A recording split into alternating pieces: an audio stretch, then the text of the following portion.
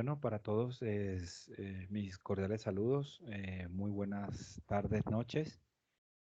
Bueno, por algunos inconvenientes de la clase pasada, el tema de la grabación y de la plataforma, pues esto va a ser como una sesión extraordinaria de la actividad que realizamos ese sábado, con motivo del análisis antropológico forense en la búsqueda de personas desaparecidas como parte importante de lo que es ampliar los conocimientos que ustedes tienen con respecto a esa actividad que ustedes van a realizar. Es el tema de las actividades de sector o de auxiliares de autopsia o de técnicos de autopsia, técnico forense, como se llama en algunas partes, pues es importante que conozcan ustedes todas las actividades que realizamos los antropólogos, los profesionales que estamos asociados al área, para lo cual me permito en esta oportunidad entregarles que son unas diapositivas, una presentación sobre lo que es el tema de antropología forense en la búsqueda de personas desaparecidas, cómo contribuimos nosotros. Es de vital importancia saber que ustedes en algún momento trabajando en alguna unidad forense, pues algún familiar les pueda llegar, pueda venir preguntando por una persona desaparecida, preguntando por los cadáveres que están presentes en las unidades. Entonces, el tema correspondiente sería como que transferir esa información a las unidades de antropología que se encuentren más cerca. Existen algunas provincias donde no hay peritos en antropología, donde no hay profesionales, pues la provincia más cercana, la que sí tenga, pues va a ser la que va a estar encargada del tema de las personas desaparecidas, de los contactos, de los NN, ya que a través de las disposiciones fiscales, los antropólogos están vinculados directamente a estos análisis, ¿no? Es de suma importancia también entender mm, los procesos que de esto se genera. Dónde es una persona desaparecida, dónde es una persona extraviada, dónde es una persona que se reporta como desaparecida, hay desapariciones voluntarias, desapariciones forzosas o desapariciones no voluntarias que guardan consigo también las diferencias entre los temas de investigación, ¿ok? Importante para ustedes, para que puedan entender también los procesos en que en materia de identificación humana se refiere. También van a ver consigo algunas imágenes fotográficas, van a ver también algunos temas que vinculan a la antropología con las unidades de búsqueda de personas desaparecidas, con la DINASET, Fiscalía, ¿ok? Van a estar presentes todas esas, van a ver enmarcado todo eso, ¿ok? Inicialmente siempre comienzo por los temas de las definiciones. Es importante establecer. Recuerden que la antropología forense pues estudia al hombre, ¿ok? De diferentes partes y divide al hombre en tres niveles importantes como el biológico, el social y el cultural. ¿Ok? Eso lo vimos en la primera clase, pero es importante recordarlo para poder entender los nuevos procesos y entender lo que viene ahora. ¿Ok? Recuerden que nosotros nos basamos en la antropología biológica, ¿ok? Tanto de sujetos vivos como de cadáveres. No necesariamente tiene que ser un cadáver para que pueda ser analizado por nosotros. La antropología física o biológica, como en algunos países se llama, también es importante conocerla, que es como la base principal de la antropología forense, ya que esta, bueno, analiza el cuerpo humano en el presente, en el pasado. También es necesario conocer los temas de anatomía humana. Es fundamental, que es fundamental conocer los procesos de anatomía humana, crecimiento y desarrollo humano. Es necesario entender también diferencias entre pueblos, diferencias entre culturas, diferencias entre hasta procesos alimenticios, hasta etapas de evolución clínica, médica, vacunaciones, acceso por ejemplo, a la actividad deportiva, acceso a las actividades físicas, en fin, todas esas cosas. La antropología forense, la antropología física, perdón, las estudia y nosotros hacemos ese contacto que esa antropología física nos da para establecer ciertas vinculaciones, ¿ok? Y vinculaciones con hechos delictivos en este caso. Ya estaríamos hablando de algunos hechos delictivos. Entonces la antropología forense no es más que una rama de la medicina legal. ¿Okay? Es un compendio, está dentro de la medicina legal, es utilizada por la medicina legal para poder establecer esos vínculos importantes, ¿ok? En el tema de identificación.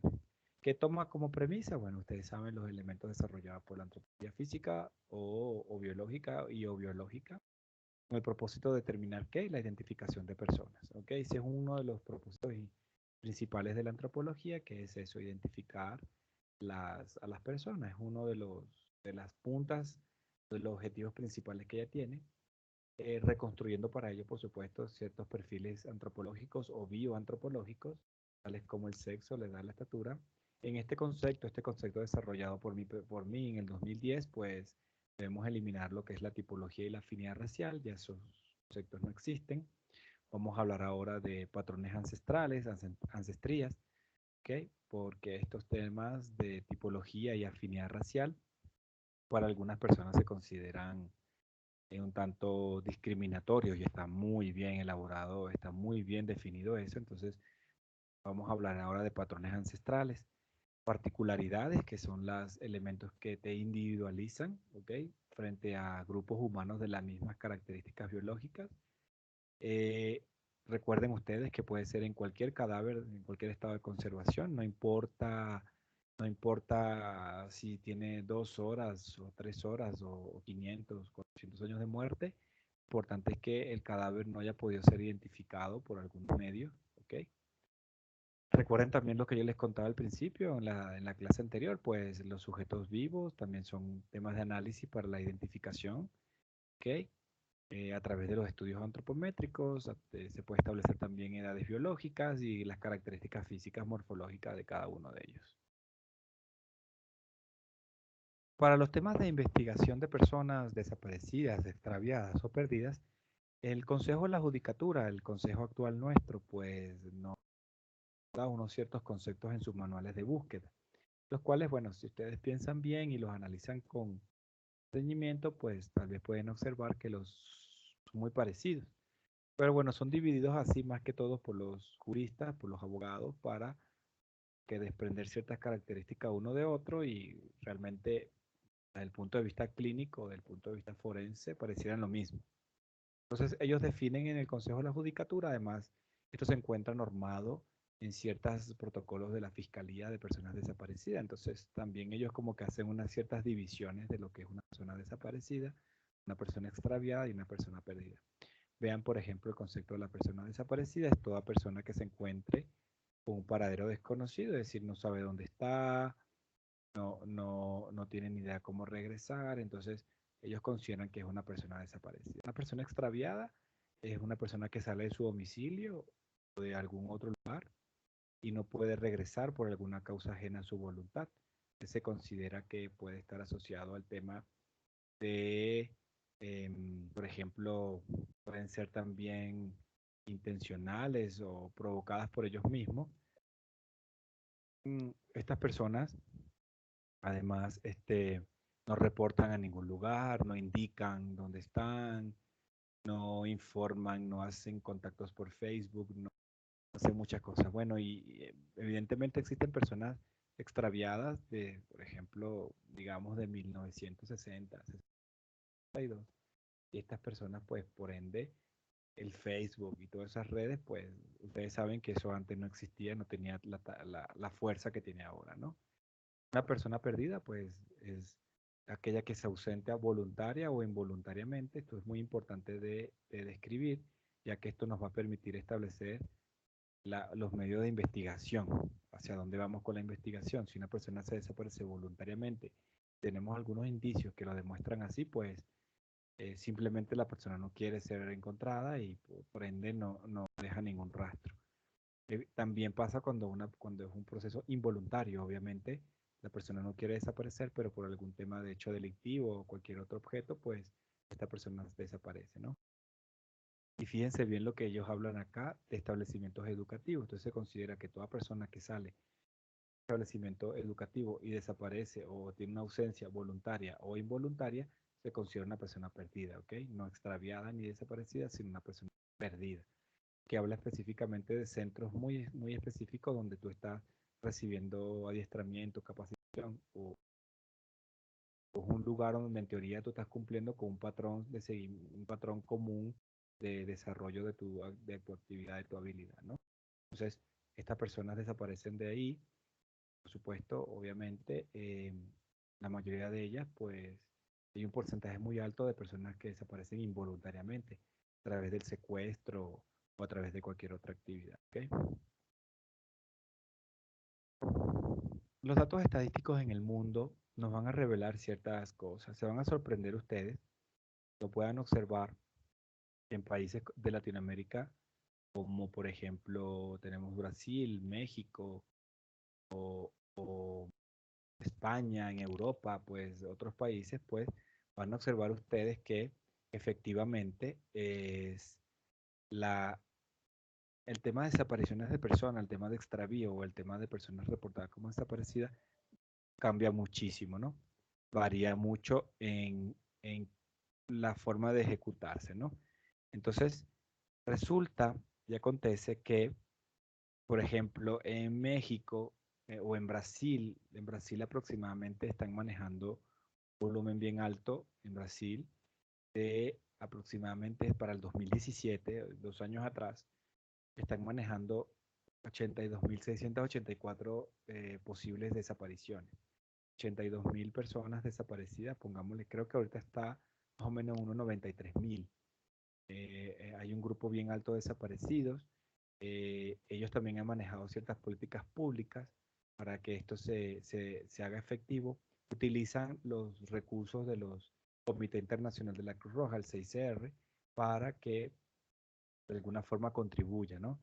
En este país, particularmente en Brasil, no existen lo que son las guerras internas, conflictos, no, más bien está asociado a un tema de narcotráfico, está asociado a un tema de trata de personas, de secuestro de personas, ¿ok? Está asociado también a un tema de corrupción, ¿ok? Una gran investigación, una gran análisis de investigación ha reportado que estas desapariciones se manejan también por una desaparición total del cuerpo, es decir, que no te van a dejar absolutamente nada. Las favelas, por ejemplo, son esos albergues gigantes donde han desaparecido muchísimas personas, tienen pues miles de desaparecidos en estos lugares, temas de narcotráfico, control de drogas, control de dinero, temas de corrupción avanzado, o sea, un tema bien, bien complejo que maneja Brasil, pese a que tienen un desarrollo tecnológico, pese a que tienen unas estructuras, si se quiere, políticas públicas también, además bien estructuradas, bien desarrolladas, pues fíjense los problemas que presentan ellos durante todo el tiempo, ¿no? Presentan bastantes dificultades en ese tema, pero a diferencia de otros lugares de Latinoamérica, por ejemplo, como Colombia, es que está más asociada al tema de la muerte por violación de derechos humanos, guerrilla, violación del derecho internacional humanitario. Es decir, cada conflicto o cada país en Latinoamérica pues tiene una razón. Abajo les dejo donde dice leer más. Les dejo la noticia para que ustedes puedan acceder a las actualizaciones y a todos los datos que ustedes quieran conocer con respecto. Okay, pueden ingresar a esos links. Están ahí, pueden ver y ingresar. En México, por ejemplo, fíjense, México está separado por diferentes regiones. ¿Okay? México, en esta última estadística, pues reportó 26.900, es decir, perdón, unos 36.265 desaparecidos, pero hombres aproximadamente unos 26.938. Es decir, que la gran mayoría de estas personas, pues, de sexo masculino, ¿ok? Esto sí está asociado mucho también al tema del narcotráfico, asociado mucho al tema de la trata de personas igual. Verán que en la parte superior es casi frontera con los Estados Unidos, pues en el número 6 que es Chihuahua, y es una parte fronteriza, pues súper también bien, bien, bien importante por el tráfico de personas ahí, ¿no? Y ahí que hay en esa zona, ¿no? Entonces, resulta que todos esos datos estadísticos, pues, se presentan en las regiones donde hay también grueso de población, que existen algunos conflictos de control territorial por el tema del tráfico, ¿ok? Jalisco, por ejemplo, también maneja un porcentaje muy alto del tema de la destrucción, narcotráfico, el tema de las pocas resoluciones de políticas públicas, pese a que las instituciones de aquí, la policía y todos los entes investigadores han creado pues algunos centros bien especializados de búsqueda y de destrucción de estos grupos, pero hasta el 2018 la corrupción había sido aproximadamente muy alta. Entre otros procesos, funcionarios de la policía, funcionarios judiciales pues detenidos por sobornos o dejar en libertad seguramente gente que está involucrada en algunos temas importantes de muerte. También en este país, una de las cosas importantes que tienen que analizar es que, por ejemplo, las desapariciones son casi completas. Es muy poco probable encontrar cuerpos. Sin embargo, también hemos tenido la información de las grandes fosas comunes en algunos estados. Por ejemplo, en Estado de México, pues las fosas comunes han sido súper bien documentadas y bien levantadas porque ha sido como un boom.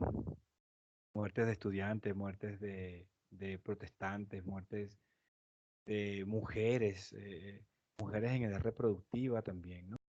Es bien interesante cómo ha crecido este tema y es digno de análisis de todos los puntos de vista, criminológico, criminalístico, médico legal, es decir, muchas em, temas técnicos que pueden tal vez también involucrar ahí, es digno de análisis.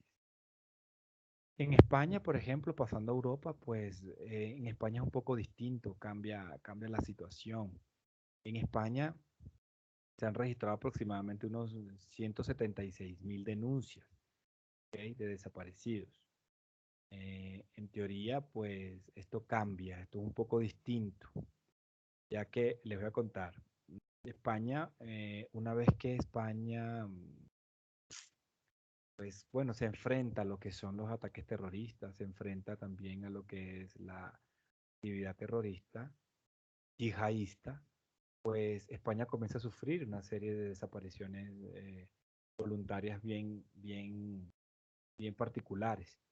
Resulta que los yihadistas o estos terroristas del Medio Oriente, pues lo que han hecho es ingresar a la ciudadanía, ingresar a los jóvenes, sobre todo a través de las redes sociales. Y las redes sociales han permitido reclutar, de alguna forma reclutar personas para que pertenezcan a las células de estas yihadistas. Entonces, un grupo muy alto de ciudadanos españoles, pues, ha sido influenciado por estas características y se han trasladado directamente hacia estas células y, por supuesto, una persona que está trabajando, está haciendo un trabajo con células, pues, no necesita tener registros o que sea registrado en sus huellas, que sea registrado sus datos, su DNI o su cédula. En este caso ellos desaparecen por un tiempo, la familia formula las denuncias y siguen las desapariciones, ¿no? No aparecen más. Lo único importante de todo esto es que, por ejemplo, la Comunidad Europea ya conoce de esta situación y toda persona que se reporte como desaparecida, pues más o menos está siendo investigada la familia, le hacen algunos reportes importantes, hay un seguimiento bien interesante de las posiciones de los familiares con respecto a los desaparecidos. Eh, hay una vinculación importante con los amigos de los desaparecidos, entonces se busca siempre esas células que son los reclutadores, en todo caso, los que incentivan la desaparición de las personas. Otras, por supuesto, causas de muerte convencionales, caídas de aviones, ferrocarriles, muertes violentas accidentes, sobre todo de barco, que se han registrado personas desaparecidas, por eso que aún no aparecen. Pese a los desarrollos tecnológicos, pues aún. Cuando hablamos de búsqueda de personas desaparecidas, pues ustedes tienen que entender que, bueno, se genera una serie de procesos, ¿ok? Hay una serie de pasos muy importantes que nos permiten a nosotros, pues, eh, conocer a la persona desaparecida. Ustedes saben, los procesos de identificación a nivel de los cuerpos, de los cadáveres que estén en las unidades, pues los procesos de identificación se consideran técnicos, son procesos técnicos. Cuando hablo de un proceso técnico, me refiero a que son especialistas en área de identificación los que deben hacer estos análisis. ¿Ok? Identificar a una persona se convierte entonces en una agrupación de elementos, en alinear ciertos elementos, los cuales van a permitir lograr la identificación, o una sumatoria de todos ellos. ¿Ok? Es decir, para nosotros poder encontrar una persona debemos cumplir con ciertos procesos, digamos ciertos procesos un poco estrictos y de forma horizontal. Obviamente durante el tiempo, durante el desarrollo de nuestras actividades y desarrollo de la tecnología van a ir cambiando. Pero en este momento estos métodos o estas identificaciones se encuentran presentes en nuestro territorio, se encuentran presentes en nuestra actividad cotidiana. ¿Con qué propósito les digo yo a ustedes esto? El propósito principal es que ustedes conozcan y puedan hablar con propiedad ante la pregunta que hacen los familiares. Pues, ¿por qué no me entregan a mi difunto, a mi finado, si ya yo lo vi, ya yo lo reconocí? El reconocimiento de un cadáver, pues, sí cumple un proceso, ¿ok? Cumple un proceso importante, pero no es un proceso de identificación. El reconocimiento de un cadáver puede ser una orientación bien avanzada, digamos de esa forma, que te permite a estos 3, 4 procesos, pues, hacer mucho más fácil el trabajo, ¿ok? Hacer mucho más fácil la actividad. En algunos países, o bueno, en este país particularmente, nosotros hemos involucrado lo que son los procesos de identificación rutinaria y los procesos de identificación no rutinarios. En algunos lugares le llaman rutinario convencional y en otros lugares le llaman identificación rutinaria no convencional. Esto se debe más bien a que la generación de bases de datos. Las huellas dactilares como principio único, pues tienen unas bases de datos bien grandes, ¿no es cierto? El registro civil pues se convierte en una fuente de información para identificar a través de huellas, pero verán, lo mismo no pasa, por ejemplo, en Australia. En Australia, los últimos casos que yo he analizado, ellos no les interesa tener dentro de los registros civiles, les interesa tener huellas dactilares, les interesa tener otra información. La información que puede ser física, características de la estatura o otras características que sean importantes para ellos. Pero, por ejemplo, las huellas, ellos consideran que no son importantes y que por ende no tienen registro. Entonces, no en todos los países del mundo hay registro de huellas dactilares. Los que sí tienen registro de huellas en Australia, por ejemplo, son las personas que cometen delitos. Entonces, tienen registros policiales, de establecimiento de competencias policiales. ¿Ok? Nosotros en el país, en estos procesos de identificación, conversando, pues lo que hacemos nosotros es cumplir cada uno de ellos, paso por paso. Tenemos que ir agotando cada uno de ellos antes de llegar al último proceso, que es los procesos genéticos. Los procesos genéticos, bueno, pese a que tienen mucha carga científica, igual que los otros tres, también tienen una carga muy, muy costosa. Es decir, ellos también, para implementar un perfil genético, le conlleva al Estado una cantidad de recursos bien impresionante. Entonces, si tú le haces ADN a todo, pues en poco tiempo vas a agotar, uno, recursos y dos, los presupuestos.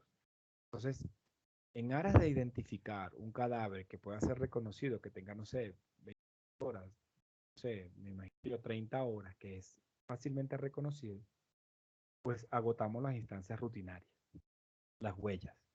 ¿Ok? Cuando ustedes estén en esas unidades forenses, en esos servicios forenses, van a notar que por disposiciones fiscales, porque los fiscales están ya también altamente capacitados para esto, van a indicar inmediatamente que se mande las huellas dactilares o que se tomen las huellas dactilares de esto, ¿ok? para que puedan ser identificados. ¿Cuáles son las etapas donde las huellas no pueden funcionar? Pues bueno, todas aquellas donde las huellas no estén, sea por amputación, sea por quemadura, sea por putrefacción, sea por fases de deterioro de la piel. Y la otra puede ser porque simplemente el registro civil no tenga los datos y no exista pues dentro del registro civil. Y es más común de lo que ustedes creen el que las personas no tengan cédula, sobre todo muy, muy atrás, muy adentro en la provincia, por las zonas rurales, pues es muy probable que la gente no tenga cédula. Entonces, nunca, para nosotros no existe. Y si le preguntan a un abogado, pues él tampoco va a existir, que no va a poder ni siquiera cobrar un cheque o hacer ningún tipo de trámite, no va a poder hacer ningún tipo de... Entonces, la identificación por huella se convierte entonces en el primer elemento, uno, porque son mucho más rápido, es solo tomar la huella, una tinta, se coloca la huellita en un soporte y queda plasmada.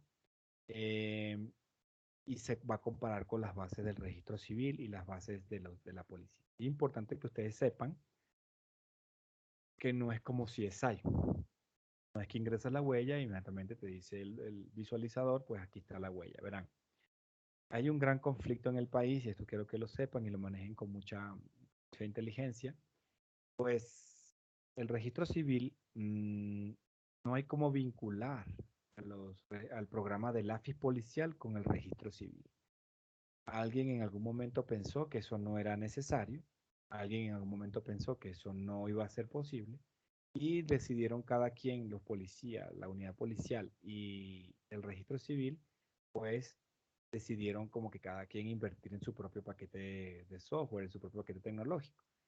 Y resulta que el daño que le han hecho al país es impresionante, grandísimo, porque hay otros países, por ejemplo, donde yo vengo, que tú al colocar una huella en un visualizador te dice quién es y hace la búsqueda tanto en el policial como en el registro civil. Aquí no. Aquí el funcionario que va a hacer la identificación de huellas necesita para ingresar al registro civil un nombre y un apellido. Si no tiene nombre y apellido, pues no va a poder identificar, ¿no? La huella no le va a poder. Él va a colocar, por ejemplo, en ese visualizador que yo les cuento, él va a colocar las 10 huellas, las 10 deditos. Y el registro civil, el programa le va a decir, bueno, mire viejo, aquí te mando 30.000 posibilidades de quién pueda ser. Entonces, muy difícil buscar en una base tan grande sin un sistema tecnológico que haga más bien las vinculaciones rápidas de los dibujos papilares, de las crestas papilares. Entonces, mientras que el policial sí puede hacer eso. Usted le coloca solo una huella y el registro policial, el AFIS policial, le va a decir con la huella, sin el nombre, quién es, quién puede ser. Pero ese quién y quién puede ser va a depender si esa persona fue detenida por algún momento en alguna actuación policial o está presa por alguna, o está detenido, o está privado de libertad por alguna circunstancia. Si no existe eso, no hay cómo. Entonces, se genera un conflicto bien grande entre las personas entre las no identificadas, los cadáveres, porque no tenemos cómo ingresar tan rápidamente. Por eso es que en el país existe un número alto de cuerpos en las unidades forenses que no han podido ser identificados porque uno, tenemos ni idea de cómo se llaman para poder buscar las huellas y dos, no hay familiares que se acerquen. ¿Okay? No hay nadie que se quiera acercar. Inclusive tengo una lista de cadáveres identificados y no retirados, que sabemos los nombres porque han venido de los hospitales y en algún momento dieron los nombres y tenemos las huellas del registro civil, pero no hay cómo vincularle un familiar. Entonces se convierte en un problema el tema de las huellas, ¿ok? Entonces podemos tener dos excepciones, cuando no tenga huellas y cuando simplemente sí tenga huellas, pero no hay cómo vincularle a ningún caso, ni en la base civil, ni en la base policial. En el caso de la identificación no rutinaria, se habilitan dos etapas, una tercera que es la genética, que sale de nosotros, pero sigue siendo no rutinaria en este momento, que son los estudios antropológicos, que son todo lo que yo le expliqué anteriormente, es el análisis que se le hace a los cadáveres, su contextura física, formas, ¿ok? Formas físicas que te van a identificar y deben ser reconocidas por un familiar. Igual que los estudios odontológicos. Los estudios odontológicos son todos los temas dentales, cambios dentales, ausencias, modificaciones de la arcada dental, pero que deben ser contrastados con alguna historia clínica o con alguna versión de un familiar. Y los estudios genéticos, usted le toma la muestra a un cadáver para hacer un estudio genético, pero necesita comparar con una muestra estándar o con una muestra 1, es decir, algún familiar o alguna persona que crea que sea. Tampoco puede ser con cualquier familiar. Tiene que ser con un familiar, además, directo, papá, mamá o mis hijos. Que si es un hermano, el porcentaje es muy bajo de probabilidades, o me va a dar un 50% de probabilidades, y eso básicamente es muy difícil de sustentar en un informe pericial, ¿ok? Entonces, estos métodos, todos los métodos de identificación a nivel mundial, todos los métodos de identificación a nivel mundial, netamente comparativos, necesitan ser comparados. Es importante que lo sepan, es importante que lo manejen. Los métodos de identificaciones son técnicos. Un médico no identifica un cadáver. Un médico simplemente con la cédula ve el cadáver y dice, bueno, yo voy a asumir la responsabilidad de darle la identidad a esta persona. De decir que esta es la de la cédula. Pero no es técnico. Eso es un proceso de reconocimiento, porque un proceso técnico sería hacer huellas dactilares, hacer estudios antropológicos, hacer estudios odontológicos, o en su caso, genéticos. Cuando pongo genética al final, les quiero dejar muy claro de que el último paso es la genética, no el primero, ni el segundo, ni el tercero. El último paso, debido a lo que les contaba al principio, que son los costos. Es muy costoso la genética, demasiado costosa para utilizarla así como de una manera pública o de una manera deportiva, diría yo. Pero algunas autoridades consideran que la genética es, si se quiere, pues la identificación más exacta y pues que existe, pues no es cierto. También tiene sus vulnerabilidades, existen ciertas vulnerabilidades. Si usted tomó una muestra mal, si usted colectó mal el indicio, si se contaminó el indicio, pues eso va a generar que evidentemente las muestras salgan alteradas, ¿ok? Que salgan alteradas y que de alguna forma pues pueda traer algunos problemas para las identificaciones. Obviamente ellos han mejorado los procesos full, mejorado muchísimos procesos.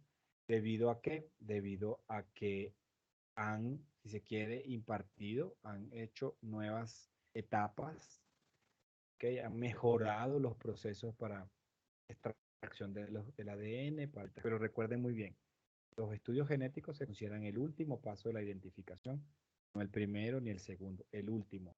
Todos los cadáveres deben pasar, por ejemplo, los cadáveres en fase de esqueletización, que estén en hueso, por ejemplo, deben pasar primero por una unidad de antropología. Y les voy a contar por qué.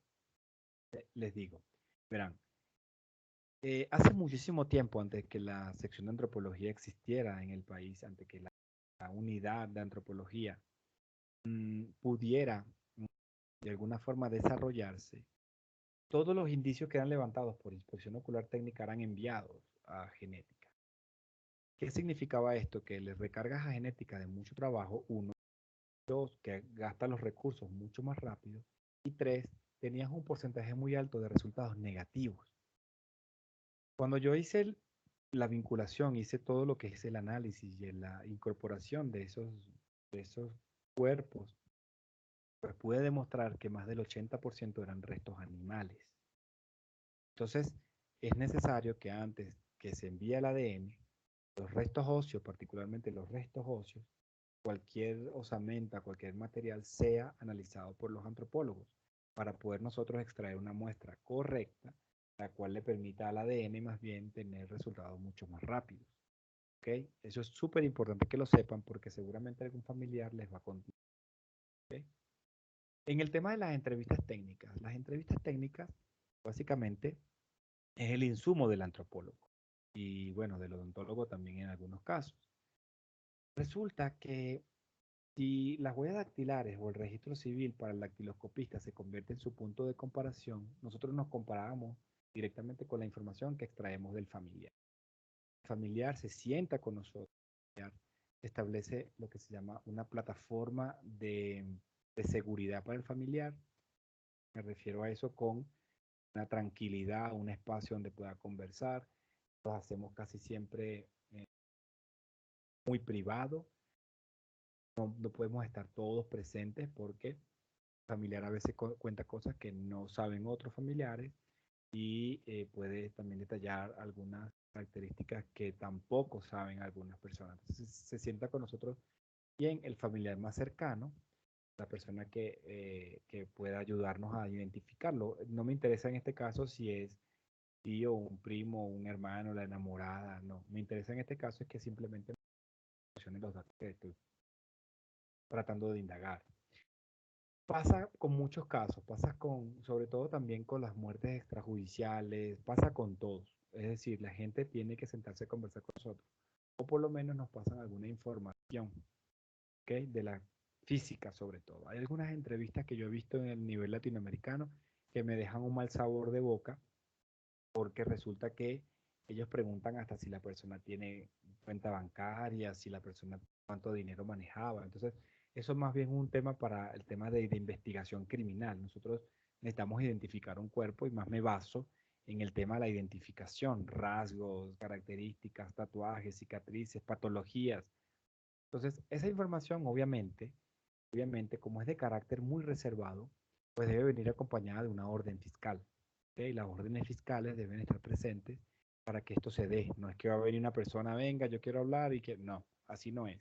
Tiene que haber una denuncia formulada, tiene que formular una denuncia para como que judicializar el caso, ¿ok? Es muy importante eso. Y eso, una disposición fiscal para realizarle un estudio antropológico forense, ¿ok? ¿Con qué datos son útiles para el antropólogo? Pues bueno, entre otras, las historias clínicas, la fotografía, la radiografía, las tomografías, fotografías recientes, fotografías de perfil donde se vean la oreja. La oreja se constituye también y se convierte en un elemento bien identificativo para los antropólogos. La oreja tiene muchísimo que identificar.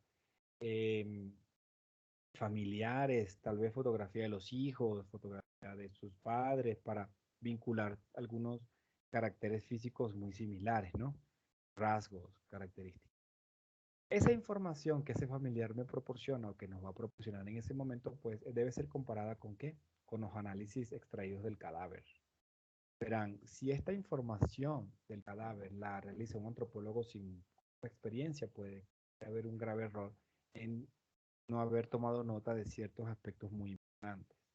Y estos aspectos importantes son los que pueden identificar el cadáver. ¿Okay? Es súper importante que el antropólogo esté como bien capacitado, con una vista bien aguda, tratar de que no se le escape nada, ¿no? Que si no, verán, el análisis este, que es el 50% de la información, pues va a valer 20%, va a valer 30%, va a valer 10% en el peor de los casos. ¿Okay? Entonces, es necesario que eso suceda. ¿Qué son entonces las entrevistas técnicas? ¿Qué se consideran? Bueno, son esas acciones que van destinadas a recopilar información de la persona que decide, la persona que se presume esté desaparecida. Obviamente, como ustedes saben, vamos a parar con quiénes, con datos clínicos, datos físicos. ¿Okay? Si no hay esos datos, se un poco complejo el asunto. ¿Okay? Es un poco complejo el asunto porque si no, eh, eh, pues se dificulta el tema, dificulta la identificación, se dificulta mucho el tema de la identificación. ¿Con quiénes vamos a comparar? Nosotros tenemos actualmente bases de datos, y hay bases de datos organizadas a nivel nacional desde el año 13, poco antes, hasta el 2012, pero 2011 para atrás, las informaciones son muy, muy escasas. Hay que encontrar algo organizado, hay que comenzar a organizar muy arduo. Y por supuesto, no voy a comparar con un cadáver, por ejemplo, que vio medicina legal, debo compararlo con un cadáver que vio otro antropólogo, ¿okay? Sea donde sea, puede ser cualquier parte del mundo, si con la información que hacen, pues, ¿okay? Más o menos las entrevistas, para que ustedes tengan una idea, se manejan así. La persona que está del lado izquierdo de su pantalla, pues, se considera el antropólogo que está tratando de explicarle al familiar, ya las familiares, papá y mamá, pues datos que necesitamos proporcionar datos, ¿ok? Datos importantes, datos que tal vez para ellos se conviertan en temas de revictimización, pero lamentablemente necesitamos sacar alguna información y es por una sola vez. Ventajosamente las entrevistas pueden hacerse muchas veces, pero lo que hacer es que la persona venga una sola vez y haga una buena entrevista para que no tenga que volver a regresar. ¿Okay? Igual las personas dejan sus teléfonos de contacto, dejan sus números, informan dónde están, ¿okay? Los que están bien interesados en la búsqueda. Esto, hay otros que no. Y además, ellos pueden copiar cosas, ellos pueden también llevarse algunos datos, si van a proporcionar datos que son importantes para los procesos de investigación. Por ejemplo, los hermanos tenían la persona desaparecida o si había familiares fuera de la provincia, por ejemplo, y más o menos por ahí van el tema de las entrevistas. En cementerios también se pueden hacer cualquier tipo de análisis, verán. Resulta que actualmente en el país hemos 220 cementerios sin registro, es decir, que no tienen datos muy claros de las personas que están. Entonces, al levantar esa información, se va levantando perfiles antropológicos, aquellos que yo le contaba, muestras para estudios genéticos, claro que sí, pero también podemos hacer ciertas entrevistas en esos lugares. Hay un lugar cómodo, pues podemos sentarnos y comenzar a conversar sobre datos físicos de las personas desaparecidas para nosotros ir involucrándolas con las que estamos en hallazgo. En teoría, el investigador de la DINASE, en este caso, pues es el que nos va a complementar ciertas informaciones, va a dar los resultados importantes de lo que estamos pidiendo, porque ya tiene de antemano las entrevistas con los familiares, las adquisiciones fiscales, los estudios que se hicieron, el expediente en la mano de la persona desaparecida, pues eso nos los voy entregando a medida que le vamos pidiendo y nos va a permitir como que de alguna forma vincular mucho más rápido, ¿no? A los casos, ¿ok? Si es necesario, pues la presencia de un fiscal dentro o de los abogados defensores de las partes, no habría ningún tipo de inconveniente. Se ve mucho en el caso de las muertes violentas, se ve mucho en el caso de las muertes extrajudiciales, se ve mucho la presencia de las partes. Pero cuando son personas desaparecidas, por lo general los fiscales te delegan y verán el informe, ¿no? Esperan que tú vayas enviando la situación. ¿Qué pasa? ¿Qué resultado obtenemos de las entrevistas técnicas? Una vez que una entrevista técnica se ha realizado, una vez que hemos conversado y una vez que el profesional va a emitir criterios científicos sobre esos resultados, tenemos la primera flecha hacia arriba, pues bueno, hay una concordancia, pues el certificado de identidad es un documento que emite el antropólogo forense, es un documento que además va a integrar como algunos resúmenes de lo hallazgo, de lo encontrado, un pequeño resumen muy preliminar. Este certificado de identidad va a, si se quiere, de alguna forma, adelantar procesos. Si el informe pericial se convierte en la entrega del cadáver, pues el cadáver puede permanecer mucho tiempo, porque elaborar un informe pericial lleva tiempo. Lleva por lo menos mínimo 7 días hacer un informe pericial. El informe pericial se convierte en el resultado de la pericia, de todo el análisis. Pero el certificado de identidad se convierte en un pequeño extracto, ¿okay? Que va a adelantar cosas, que les va a permitir a ustedes como técnicos auxiliares disectores que tienen custodia de ese cadáver, va a permitir dar la entrega del cuerpo, va a permitir informarle al fiscal de que el resultado del análisis es la identificación de la persona y no tiene que esperar el informe pericial, porque si espera el informe pericial, pues el tiempo de estadía mientras tienes un informe, dos informes, tres, se puede llevar meses. Entonces los cuerpos no van a permanecer en las unidades por meses hasta que el antropólogo termine el informe, ¿no? Entonces, lo que se hace en este caso es estos certificados de identidad antropológico, unos pequeños resúmenes que firma el familiar, firma el profesional, para poder darle salida, ¿no?, al cadáver. Informar a la fiscal de que está identificado. Como ustedes podrán ver, se entrega el cadáver, ¿ok?, a su familiar. Pero existe la otra posibilidad, en el caso de que no existan concordancias, no exista ningún tipo de concordancia. Mire, los datos no coincidieron, pues tú estás buscando un hombre y yo tengo una mujer, por ejemplo. O estás buscando un masculino y yo tengo un femenino. Pues obviamente hay que pasar al segundo o al siguiente paso de la identificación, que es el ADN. Y por supuesto no se puede hacer la entrega del cadáver. En ningún momento se puede entregar el cadáver. ¿Ok? No puedes entregar el cadáver. Pues también resulta y acontece que una vez que no hay coincidencias, se reporta en el informe pericial cuáles son los datos que no coincidieron, para que el fiscal y las autoridades pues tengan presentes de por qué no coincide.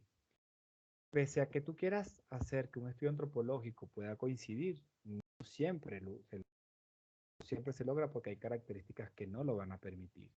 ¿Ok? Es importante saber eso. A veces no se puede identificar un cuerpo, no se puede, de verdad, no se puede, porque uno, las entrevistas técnicas, los familiares no proporcionan unos datos correctos, y dos, pues porque el cadáver no te permitió ver más allá. El cadáver simplemente pues está en un estado muy malo de descomposición, está muy triturado, no hay cómo levantar ciertos perfiles. Eso existe, se promueve dentro de esta. Además de eso, pues la actividad también lleva su tiempo, lleva un tiempo entrevistar, lleva un tiempo analizar, lleva un tiempo basarse en ciertos principios también, que son los principios que además manejan las Naciones Unidas, que manejan internacionales en la búsqueda de personas desaparecidas. Nosotros nos basamos también en principios. Por ejemplo, y muy rápido se los voy a contar, por ejemplo, el principio de desaparición de una persona se debe, las Naciones Unidas literalmente obliga, o literalmente obliga, no, literalmente solicita a los Estados miembros pues, que generen políticas de búsqueda de personas. Es decir, considera que el Estado es el responsable o es el que va a solucionar o va a proporcionar por su capacidad operativa la búsqueda de una persona desaparecida. Entonces, es necesario que esto exista. ¿Ok? Por eso los antropólogos dentro del Estado, por eso las autoridades policiales dentro del Estado, por eso no un ente privado, por ejemplo. Sería bien interesante ver cómo un ente privado maneja ciertas informaciones. Inclusive el Estado primero ocupa ciertas informaciones antes de los comités internacionales, entonces no le entregamos toda la información a los comités internacionales por tema de reserva de información. ¿Okay? Entonces, ¿qué se solicita? Que en estos principios, estas Naciones Unidas pues genera muchos principios de búsqueda, principios de respeto, se quiere también principios para como equilibrar ciertas cargas emocionales que pueda presentar una persona de vida, ¿no es cierto? Eh, ¿A dónde van esos objetivos de políticas integrales? Dicen dónde tiene que ir, más o menos manejan ciertas normativas de cómo tener que ser todos, ¿ok? Otro principio importante es el el enfoque diferencial. El enfoque diferencial, pues, es todas esas personas que tienen vulnerabilidad, que son, si se quiere, no tienen acceso a ciertos recursos, ¿okay? Que donde tú no puedes prescindir de ellas, no puedes, pese a que no tenga dinero, puedes dejarla a un lado. Las Naciones Unidas no es que hace un seguimiento exhaustivo de lo que está pasando, pero sí te monitorean algunos procesos y generan ciertas consultas, ¿okay? Sobre estas cosas. Eh, ¿Cómo analizamos estos procesos? Ahora vamos al cómo analizamos los procesos. Verán, eh, todos los cuerpos, evidentemente, pasan por ciertas fases de descomposición. ¿Okay? Estos cuerpos que pasan por cierta fase de descomposición, una vez que los intervalos, una vez que el tiempo va avanzando, pues es necesario nosotros conocer ciertos principios importantes de integridad sobre el organismo, sobre lo que está asociado al organismo, sobre lo que está asociado al organismo y de alguna forma poder interpretar los hallazgos que estamos observando. Entonces, al encontrar un cuerpo con ciertas fases de descomposición. Recuerden ustedes, bueno, y lo van a ver mucho más adelante en medicina legal, pero yo le hago un preámbulo. El cuerpo pasado cierto tiempo va entrando en cierta fase de descomposición y va degradando el tejido, se va degradando. El material óseo es el que perdura mucho más, es más soportable al medio ambiente, a los factores exógenos, a los factores exógenos, soporta muchísimo más tiempo. Por eso la presencia de las especialidades de antropología, por ese principio de que el hueso soporta más. El hueso en este momento, el que ustedes pueden ver ahí, está en descomposición. Él está en una base de descomposición total. ¿Ok? Pero es muy lenta. Pasan muchos años para que estos, muchísimos años para que estos huesos lleguen a perderse. Lo que pueden ver hasta ahora es el hueso coxal, el coxis, o todo lo que es la cintura pélvica, lo que ustedes pueden ver en el medio, lo grande, y los fémures, tibias, peroné, piernas, dedos, astrálagos, naviculares, escafoides, que se pueden ver en diferentes partes. Si agudizan un poco la vista, en la mesa se ve un poco también de basura y algunas larvas, lo que son procesos de descomposición a través de cierta fauna cadavérica. Pero lo importante de esto es que una vez articulado de esa forma, pues se puede establecer una estatura de la persona, que puede ayudarnos a identificarla o que nos puede ayudar en este momento a establecer ciertos vínculos. Recuerden ustedes que yo les contaba que en el hueso coxal, en la escotadura asiática, según ciertos estadios, podemos saber si es hombre o mujer, calcular, ¿ok? Es calcular a través de morfología o de morfometría, podemos hacerlo, ¿ok? Entonces, la cabeza del fémur también, el diámetro, podemos medirlo y calcular si la persona no, un femenino, pese a que no veo ningún órgano reproductivo. Viendo en este momento ningún órgano. Pero lo más importante de esto, lo que yo les llamaba a ustedes, precisamente la atención, son las particularidades. Fíjense que de este fémur presenta ciertas características importantes, por ejemplo, estos tornillos, sin haber hablado con ningún familiar, pues me va a permitir identificar este cuerpo, porque resulta que esto es una característica antemortem, una característica de la persona en vida, donde algún traumatismo fracturó esa pieza y estos fueron algunos tutores que se le fueron colocados, ¿ok? Que se le fueron puestos para que pudiera permanecer estable el hueso, ¿ok? En el medio, si ustedes pueden ver en el fémur, en el tercio medio, a ver que hay una anchura bien un poco irregular, se ve un poco gordito en el medio, digamos de esa forma, porque seguro la fractura estuvo ahí. Entonces se llama un callo óseo. Se consolidó de una forma un poco regular. ¿Okay? Se consolidó muy rápidamente, que resulta que este hueso sufrió un trauma y de alguna forma intenta como que sanar de una manera muy rápida. Y entonces, evidentemente, al sanar de una manera muy rápida, pues desarrolla ciertas características que podemos ver después en los huesos, podemos observar nosotros. Y altamente medible, sabemos cuando es una lesión antemortem, sabemos postmortem, ¿ok? Debido a ciertas reacciones vitales, ¿ok? Ciertos mecanismos. En este caso particularmente, a través de esos análisis, pues el familiar reporta pues, las características clínicas, reporta los cambios el cambio dentro de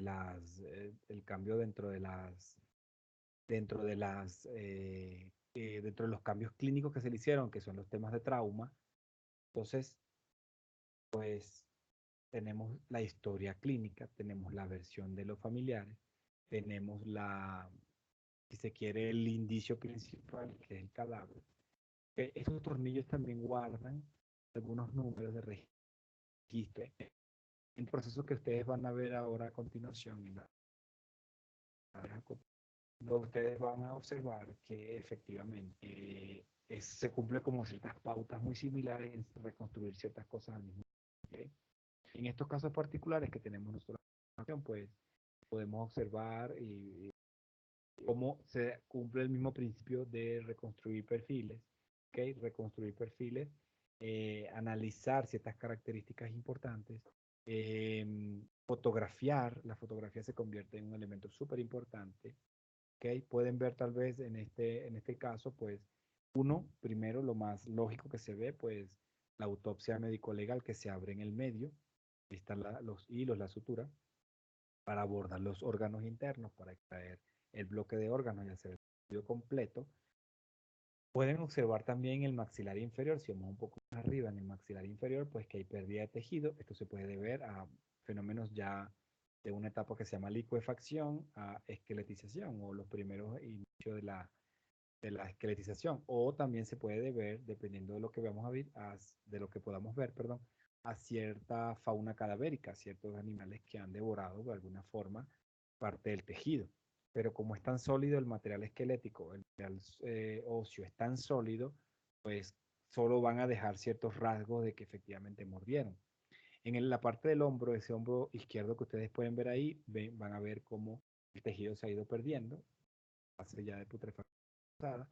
En la fosa ilíaca izquierda, en esta parte aquí que está el flanco izquierdo, donde está el abdomen, van a haber dos cambios, dos manchas grandes.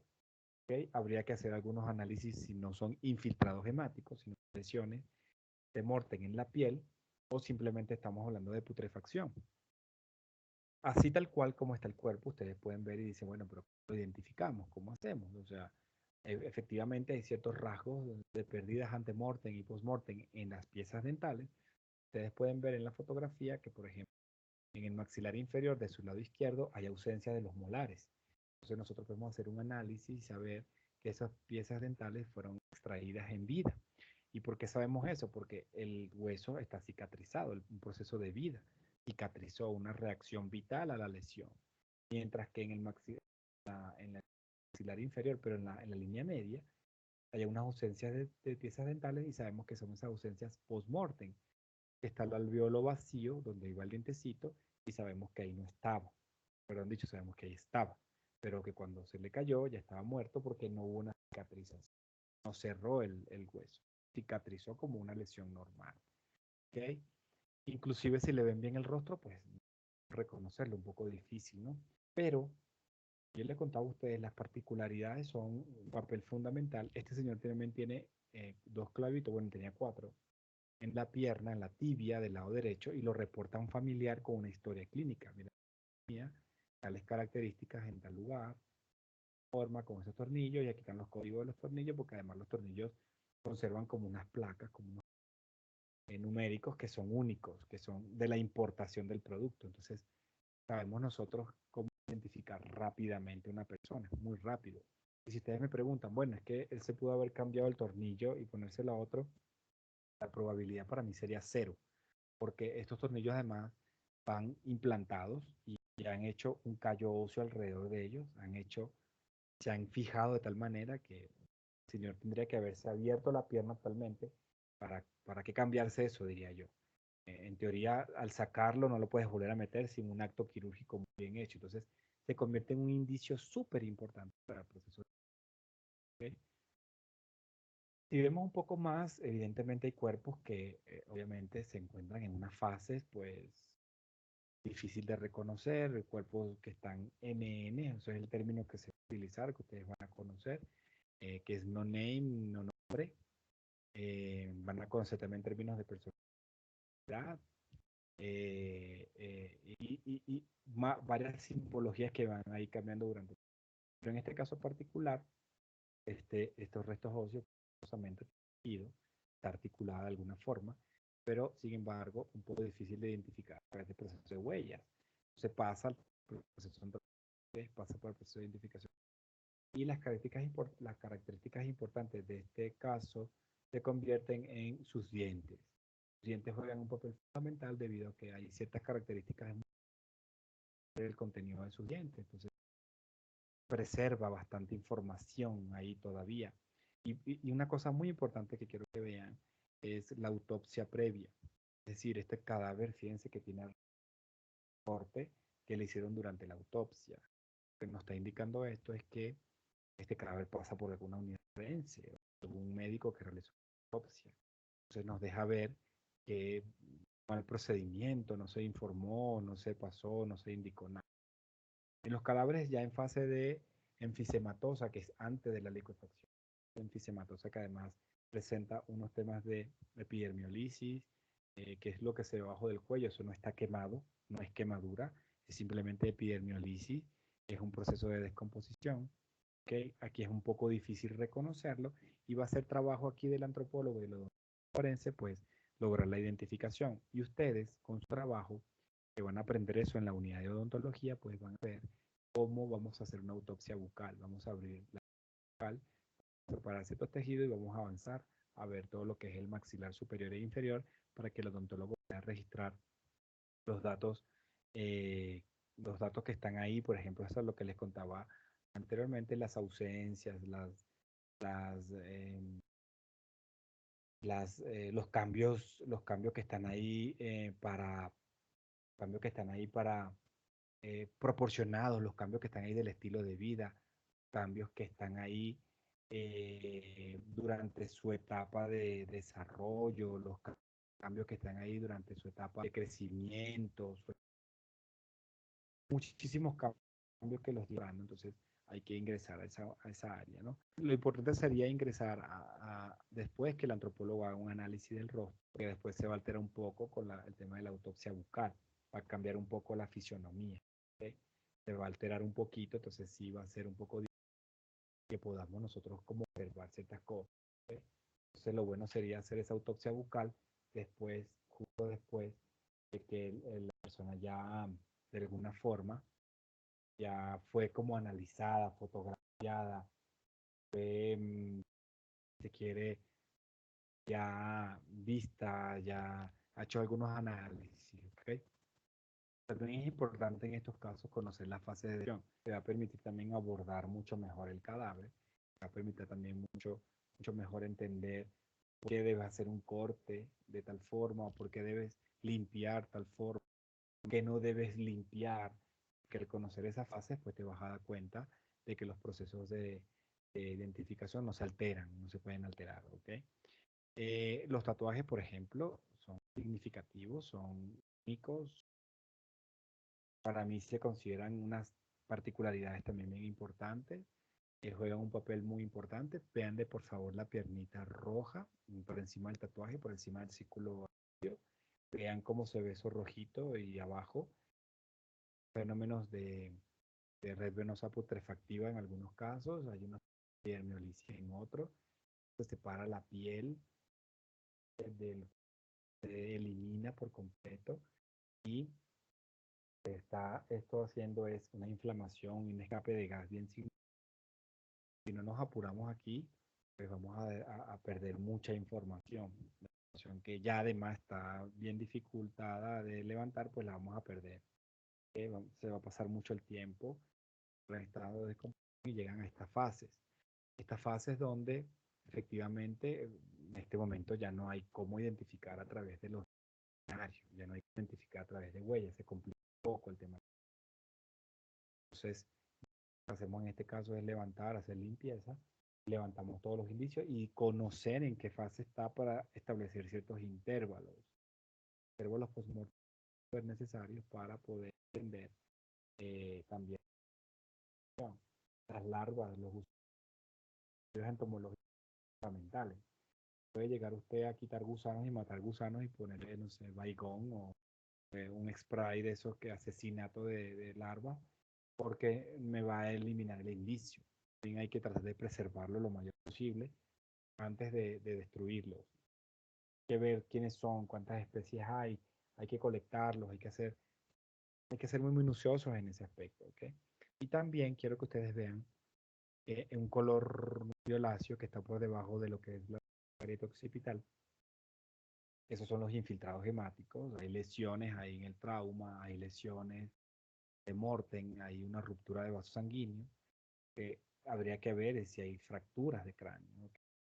Fíjense que también se conservan ciertos elementos pilosos, los elementos de la barbita, vean ahí, vean que hay una flor de la barba, en el cabello arriba, en la región del brecma, hay hay elementos pilosos bien importantes, ¿okay? Hay elementos que van a ayudar mucho a lograr la identificación de la persona. Los traumas esqueléticos, ¿se acuerda que vimos uno un poco atrás? Estos traumas, pues, también es proceso de identificación por excelencia. Los traumas te dicen mucho sobre las características de las personas, si se fracturaron, si algún daño. Y lo que vemos en ese círculo, evidentemente, es un callo óseo bien significativo. Callo óseo es una malformación, como les contaba, del hueso, que nos va a ayudar mucho a entender ciertos procesos. Y utilizamos los antropólogos como apoyo técnico en el territorio. En territorio las búsquedas son muy especializadas también. No solo son temas de, de ir y ver si consigo algo, ¿no? Sino también aplicamos cierta tecnología, cierta ciencia. En este caso particular aplicamos lo que son el georradar. El georradar es un instrumento que además nos funciona, nos sirve mucho para disparar ciertas ondas electromagnéticas, ¿ok? Y nos devuelve una señal. Pero una señal no que se ve así en tridimensión o no sé, Full HD, no. Una señal que devuelve ciertas variables del suelo, ciertas características del suelo, por ejemplo, hemos llegado hasta 14 metros, por ejemplo, si necesitamos. ¿Ok? Para poder establecer si hay algo que esté alterando la continuidad de la Tierra, de los estratos de la Tierra, eso lo vemos aquí. Lo podemos observar nosotros en esos equipos y podemos abrir el territorio donde encontremos esas variables. ¿Ok? También utilizamos a los caninos, los crack, los perritos del crack, porque ellos se utiliza un punzón, se clava a la tierra, son aproximadamente de 2 metros, 1,70 m me parece. Se clava a la tierra y ese perrito sale el olor y él puede darnos ciertas orientaciones también, ¿no? Son muy útiles, sobre todo cuando el georradar no puede ingresar a ciertos sectores muy grandes. Es muy útil el canino porque ellos tienen un olfato muy característico, nos permite buscar muchísimo sobre el tema de desaparecido, es fundamental. De hecho, estamos entrenando actualmente un grupo grande de canes para la búsqueda de personas desaparecidas, ya huesos, ya sabemos que algunas personas han quemado los huesos quemados, le estamos dando como ciertas alternativas grandes a los adictos, ¿ok? Eh, Además del georradar, de los caninos, pues ciertas técnicas de antropometría, técnicas de arqueología, ¿ok? Para realizar ciertas excavaciones en lugares muy específicos, donde podemos hacer búsquedas. Una vez que el georradar o el canino nos da ciertas alertas o nos avisa sobre ciertas perspectivas que están alteradas, avisa sobre la presencia de alguna orientación muy específica, pues nosotros hacemos ciertas búsquedas ya más especializadas como el tema de la excavación. Entonces, es extraer esos restos de ahí y consolidar con la información que el familiar nos ha dado. Familiar que además, si ya fue una vez, esa información queda almacenada en las bases de datos, queda guardada, ¿ok? Vean que se generan ciertas cuadrículas muy específicas, se utilizan temas muy bien basadas, en este caso de arqueología forense, ¿no? Haciendo una búsqueda muy organizada sobre ciertos estratos, sobre cambios, ¿no? Utilizamos para ver también las fotografías, eso más lo expliqué la primera vez. Mediciones, por eso les contaba el tema de la osteometría, utilizamos el tema de osteometría. ¿Okay? También en temas de fosas comunes, pues es inigualable la búsqueda en estos casos. Es, es complicada además porque los cuerpos pues están mezclados, están, si se quiere, mal divididos, entonces se complica un poco y el análisis hay que separar, hay que individualizar, hay que buscar grupos mínimos de bien difícil el proceso. Y por supuesto, aplicamos tecnología en laboratorio. La tecnología que también ahora es el escáner de reconstrucción que actualmente se utiliza, que permite que de este instrumento podamos reconstruir ciertos perfiles de la persona, reconstruir el rostro. Número dos, permite también como que hacer en ciertas lesiones. Lesiones, pues, el escáner nos permite hacer posibles armas, objetos, ¿okay? Escaneados, ya que están escaneados, una base de datos, pues nos permite vincular ciertos procesos. ¿Okay? Eso lo hace actualmente el área de antropología. Vean que en la pistola que sujeta a la persona, pues ven una puntita blanca esférica, Ese es el apuntador, ese nos indica hasta dónde llegar, hasta dónde establecer ciertas vinculaciones, ¿ok? Pero el escáner es el justo el que tiene la señora, la persona que está ahí, el guante, esa pistola, justo ahí, ese es el escáner. Ese es el escáner que permite como digitalizar todo proceso y llevarlo a etapas 3D que son súper avanzadas, que son súper bien sistematizadas. Inclusive la parte de atrás, en una laptop y ahí se carga toda la información y podemos pasarla a diferentes programas que nosotros querramos, programas que ejecutamos, ¿ok? Diferentes, además de diferentes eh, software que permiten hacer lo que les contaba antes, o reconstruir el cráneo para saber quién puede ser, diferentes software que me permiten también hacer análisis sobre, por ejemplo, las lesiones que se ven en ese caso, o si quisiera reconstruir cualquier objeto, pues puedo hacerlo con estas cosas, ya con los restos incorporados a las unidades, ¿no? A las unidades donde vamos a estar nosotros, ¿ok? En las unidades más grandes casi siempre es que existe esta tecnología porque, bueno, los espacios físicos existen, están en vanguardia, tenemos almacenado un grupo grande de cadáveres, entonces es más asociado a los temas de a los temas de las unidades mucho más grandes, bueno, en este caso Quito Guayaquil, ¿no? Que se consideran mucho más grandes. Bueno, jóvenes, yo me despido de ustedes. Eh, sin antes pedirles las disculpas que se merecen. Esta información que está siendo en este momento de una vez grabada, ya está siendo guardada, pues utilícenla para entender los procesos de desaparecidas. Había comentado en la clase pasada, pues que vamos a generar algunos trabajos para que ustedes me lo puedan enviar. No se me alteren con eso. Recuerden que el curso nos va a llevar un tiempo bien importante. Entonces, les voy a ir dando información. Ya las plataformas, les subí algunos datos, les subí algunas características. Subí también algunos artículos. Pueden leerlos, por favor, para que tengan el conocimiento. Para los trabajos les voy a mandar yo unos artículos muy específicos. Em, Van a ser trabajos individuales, yo les voy a mandar a ustedes cuáles van a ser las pautas para que en ese trabajo van a tener tiempo para desarrollarlo y no tienen que imprimir absolutamente nada, todo me lo van a mandar a un correo específico donde yo voy a revisar, que es de la plataforma nuestra, van a enviar y les voy a yo a calificar, ¿ok? Este va a ser un primer trabajo que además va a ser una especie de monitor, cómo estamos, a dónde vamos, cómo resultamos y todo eso. Recuerden ustedes, y si no lo sabían, esta unidad les va a traer consigo pues todos los conocimientos de identificación de cadáveres. Luego van a haber identificaciones de cadáveres eh, a nivel odontológico. También van a estar recibiendo capacitaciones, por ejemplo, de biología, van a recibir de tanatología, de clínica forense. Ustedes van a ver, van a conocer todos los procesos que se generan en cada área.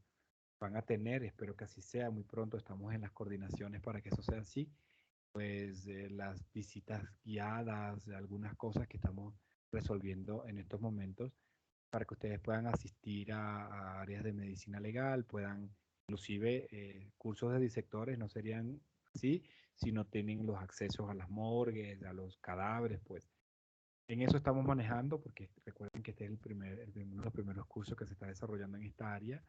Antes, pues me parece que la policía es el único encargado de hacer ciertas cosas y como tiene control sobre las áreas, pues pueden ingresar. Nosotros estamos generando estos cursos bien importantes porque además vamos a generar personal que no tiene el país, ¿ok? Personal importante que no tiene el país y hay una deficiencia bien grande en todo el territorio. Inclusive para unidades que manejan fiscalía, unidades que manejan las, las la CTE, que son la Comisión de Tránsito, y unidades que manejan los Servicios Nacionales de Medicina. Entonces, ahí existiría en un futuro, pues, algunas probabilidades de que ustedes puedan ejercer labor. Pero lo importante de esto es que tengan bien certificado, de que estén bien, este curso cumpla con la rigurosidad que merece para que ustedes sean los primeros que estén en estas actividades. Bueno, yo me despido, como les dije, mil disculpas por lo tema de la grabación de la clase pasada. Básicamente esto fue lo que planteamos, hablamos un poco sobre algunas características, sobre todo el tema de los derechos, del derecho internacional humanitario, de las pautas de las Naciones Unidas, pero yo les prometo que, bueno, que vamos a seguir conversando un poco más y espero que todas estas actividades y todas estas cosas sean bien enriquecedoras para ustedes. Muchísimas gracias a todos, gracias por haber escuchado.